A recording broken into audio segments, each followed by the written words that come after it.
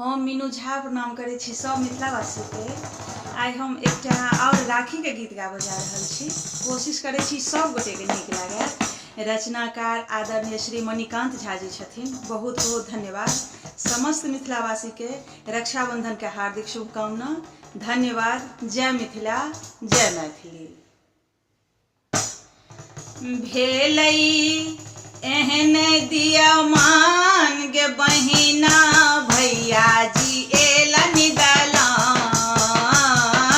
भेलई एहन दिया मान गे बहिना, भैया जी एलन दलान। रक्षा बंधन लहरान गे बहिना, सब हक मुख मुस्कान।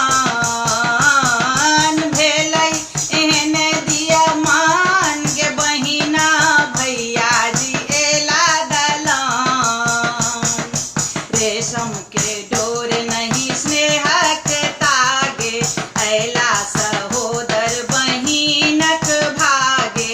रेशम के डोर नहीं स्नेह के तागे, आयब सहोदर बहिनक भागे। उड़ल सब अरमान गे बहिना, सब हक मुख मुस्कान। भेलै एहन दिया मान गे बहिना, भैया जी एला दलान।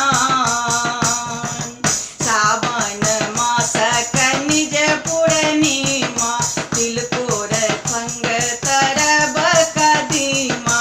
सावन मासक निज पूर्णिमा, तिलकोर तरब संग कदीमा। 56 भोग विधान गे बहिना, भैया जी एलन दलान। भेलै एहन दिया मान गे बहिना, भैया जी एला दलान। जुग जुग जीवैत रहू सब हक भैया, चाही ने हमरा टाका रुपैया।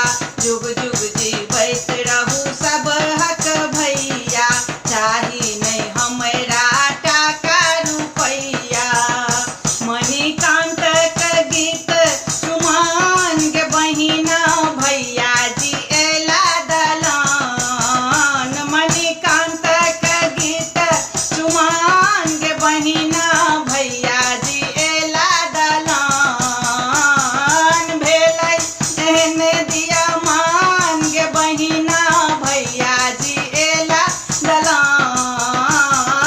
रक्षा बंधन लहरान गे बहिना, सब हक मुख मुस्कान। भेलै एहन दिया मान गे बहिना,